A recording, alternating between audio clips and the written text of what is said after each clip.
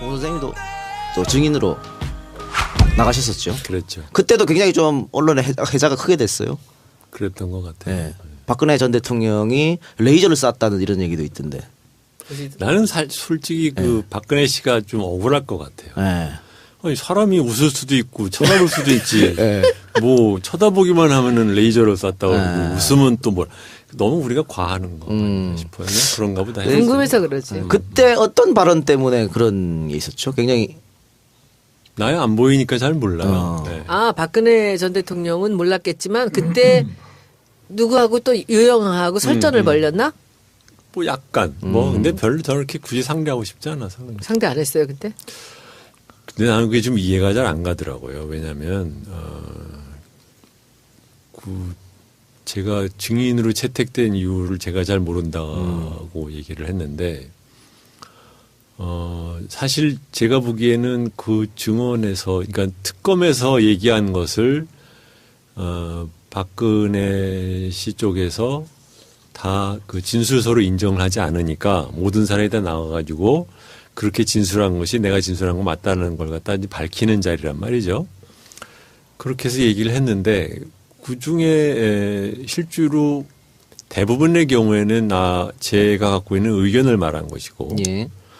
굳이 팩트가 있다고 하면 그 국민연금 투자위원회에서 자기네들이 독자적으로 의결을 하겠다고 했을 때 제가 며칠 지나가지고 박창균 교수한테 물어봤을 때 청와대 뜻이라고 합니다라고 말한 그 사실 하나 말고는 팩트로서 사실로서 특별히 뭐 더 할 게 별로 없는 거거든요. 그러니까 나머지 의견이라는 것은 뭐 저 아니라도 많은 사람들이 할 수 있는 건데 물론 굳이 그런 걸 갖다 나와서 말하지 않겠다고 사람들이 하기 때문에 할 수 없이 제가 대타가 되는지는 모르지만 그러니까 많은 부분은 이건 뭐 제가 변호사는 아니지만 제 뒤에 제 변호사 친구들한테 물어봤더니 하는 얘기가 너의 의견이기 때문에 그냥 의견으로 그냥 듣고 끝나면 된다는 그 의견을 굳이 반박을 해가지고 어쩌고 저쩌고 하는 것 자체가 재판에서는 의미가 없대요.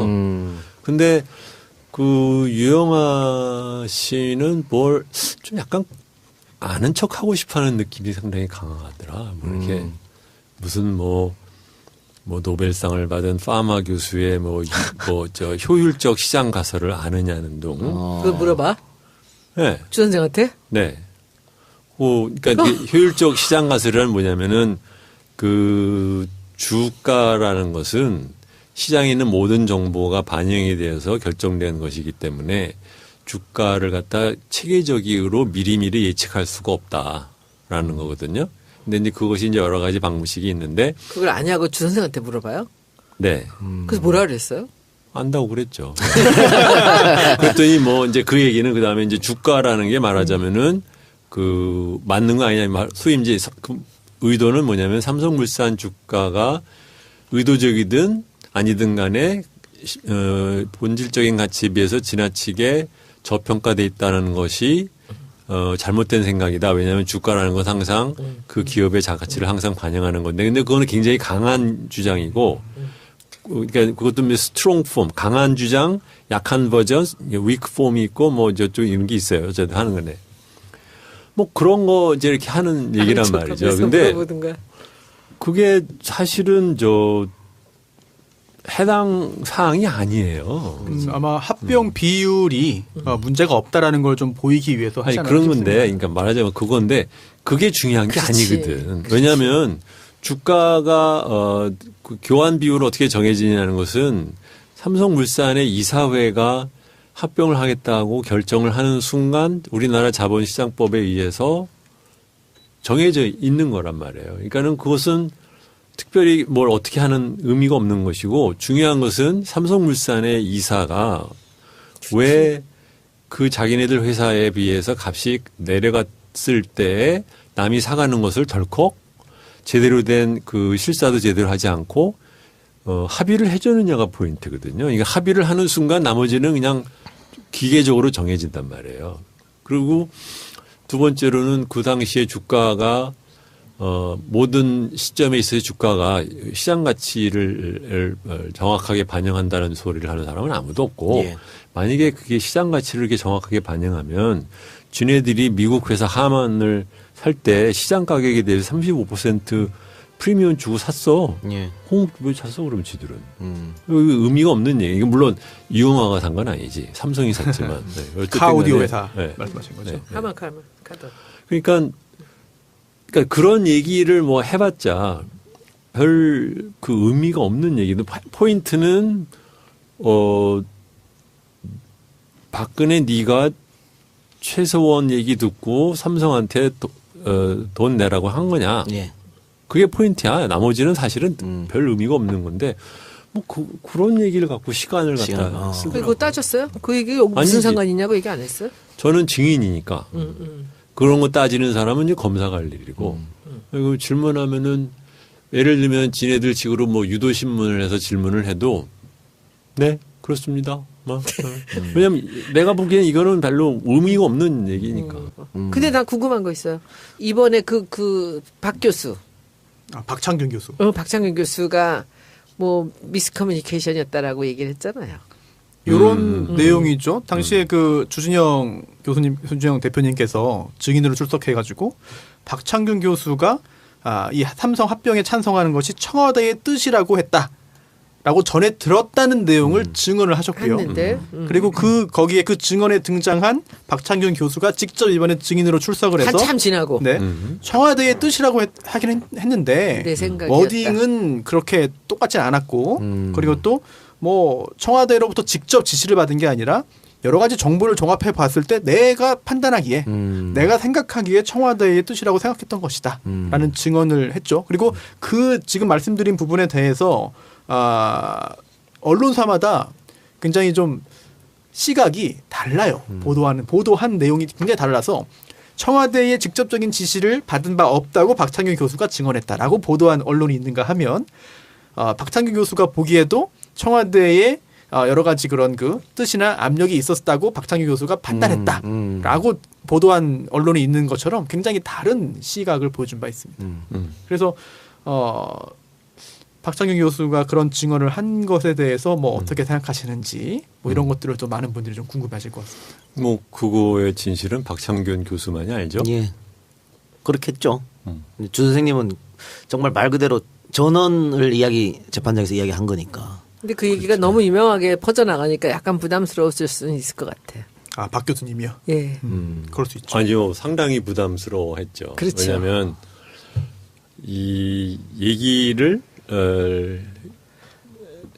더 얘기가 있는데 그 얘기를 하면 박창균 교수한테 조금 불편해요. 근데 저는 또 박창균 교수랑 되게 좋아하는 사람이고 그래서 더 이상 안 했구나. 더 이상 얘기를 하기가 좀 곤란해요. 네. 그 정도에서 그냥 멈추는 게. 저도 뭐 안 그래도 그 행간은 좀 보이더라고요. 이게 다른 내용 없이 이렇게 말을 함부로 했을 사람이 아닌데, 근데 이제 그렇게 뭐 그 정도는 결국은 사람 이제 수칙에 그렇게 맡겨야지. 그러면 결국 누구한테 무슨 얘기를 들었냐가 다 그렇지 나오는 나와야 네. 되면 그러면 그 말을 또 한 사람은 또 또 가서 박창균 확인을 또 교수랑 하고. 또 사이가 곤란해지고 불편할 수 있죠. 이런 게 다 있겠지. 오늘 그 부담, 불편함 이런 단어가 지금 계속해서 나오고 있는데 문재인 정부 출범 이후에 경제 관련 공직마다 우리 공 선생님이 하마평에 오르고 있어요. 이것도 부담되고 불편하지 않으세요? 아니 괜찮습니까? 하마평 올라가는 거? 그러든 말든 그러든 말든. 멘탈 갑이야 갑. 갑중갑인데 이게 뭐 그렇게 오르든 말든 맨날 그게 벌써 한두 번의 일이 아니잖아요 지금까지. 그죠? 그러면 실제로 청와대에서 오퍼가 오면은 받을 생각 있으십니까? 해야지. 뭐에 달렸겠죠. 그게 어느 무엇이냐? 자리. 어떤 자리인지 어떤 역할을 하시는 우리 같으면 그냥 아무거나 다 오케이 할 것 같은데. 근데 실제로 지금 얘기 하마평에 올랐던 여러 가지 자리가 있었는데 그중에 어느 자리가 제일 마음에 들어요? 다 이렇게 썩 마음에 드는 건 없어요. 아 그래요? 네. 대통령 자리가 마음에 들어요. 그래요. 근데 금융감독위원장과 금융감독원장님은 무슨 차이가 있는 거예요? 둘이는 잘 모르겠다. 조금만 설명해 주면 안 돼요? 복잡하네 약간. 왜냐하면은 97년 경제 위기 이후에 그 당시에 은행감독원, 증권감독원, 보험감독원으로 나눠져 있던 것을 하나로 묶어가지고 금융감독위원회를 만들고 원래 있던 은행감독원, 증권감독원, 보험감독원은 합쳐가지고 금융감독원으로 만든 거예요. 그래서 위원회는 그 감독원을 말하자면 이제 통괄하는 위원회 커미티 조직으로서 방송통신위원회처럼 그렇게 이제 만든 건데 그게 사실은 뭐 미국 애들이 시켜서 그렇게 했죠. 그랬는데 공무원들이 결국 그래서 갔던 사람들은 원래는 그냥 말하자면 회의체 사무국 정도만 있었는데 이 사람들이 이제 사부작 지네들 조직을 키운 거예요. 예.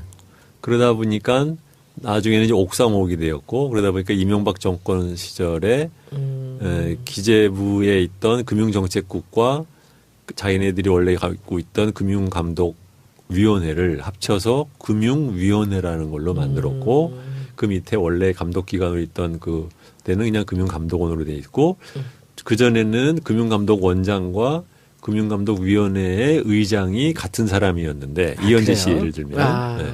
그랬는데 그 이명박 정부 때 그 금융위원회를 만들면서 그 두 사람을 별도의 사람으로 만든 거죠. 근데 그렇기 때문에 금융위원회는 공무원 조직이고 금융감독원은 일종의 특수법인 같은 그런. 일하는 거는 어디가 더 좀 상위 기관은 금융위원회죠.